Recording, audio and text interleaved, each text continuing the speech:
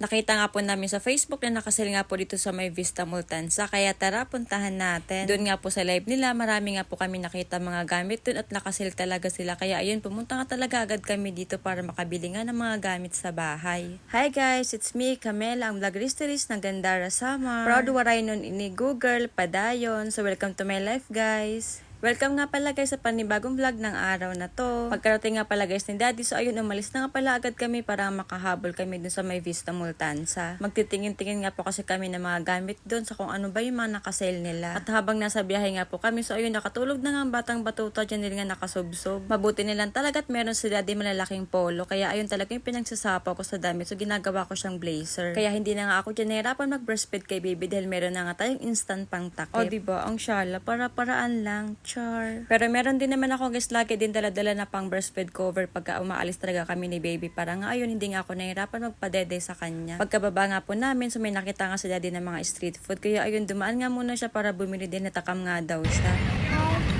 Where's Daddy? Ayun si Daddy. Where's Daddy? Ako Daddy. Daddy. Kita ang tapos ng Daddy, kapunta na dito. Ihap. Ato. At wow, ang galing naman yan. Ang galing naman.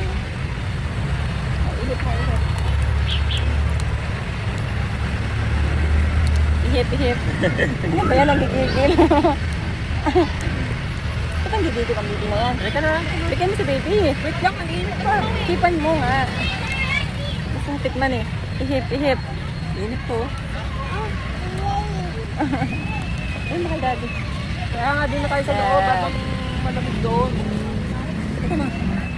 Dito pa nga lang sa labas guys, so ayun, bago nga kayo pumasok, so makikita yun na kung ano yung mga nakasale nila dito. Sobrang dami nga mga sale ngayon dito guys, kaya ayun ako, mauubos talaga yung mga kayamanan nyo. Chor. Nagustuhan nga pala yan guys, hindi din, balak niya talagang bilhin, kaso nga lang pagkatingin nga namin, so wala nga pala siyang screen. So ang ending nga, baka nga magpagawa na lang kami, so hindi na kami bibili. Agoy, kay nasamok maluwat ini nga manok pag voice over, kaloka, oy. Kari nga sa luwat, ikon yan, hindi din akong pa voice overon, ata, karasa mo yan at tinulaon.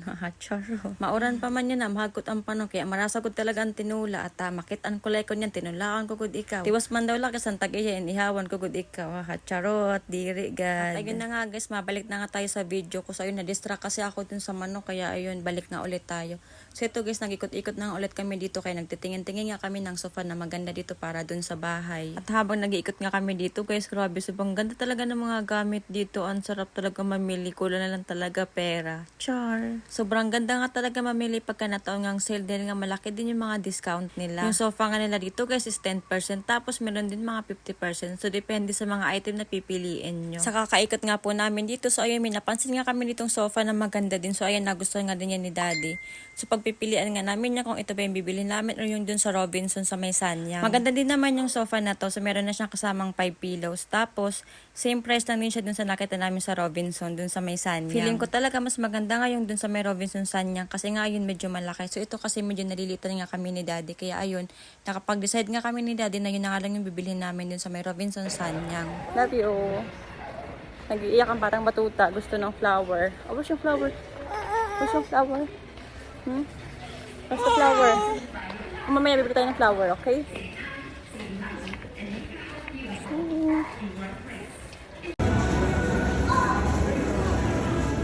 What's that?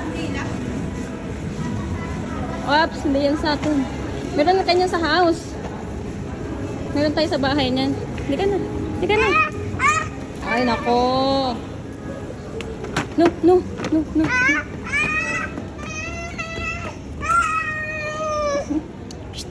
Bad yan anak ha, bad yan. Sige, magagalit si Daddy. Magagalit ang... No, hush, Daddy! Kung may nakikita ka eh. Gusto mong dalhin yung ano? Gusto mong dalhin yun? What's that?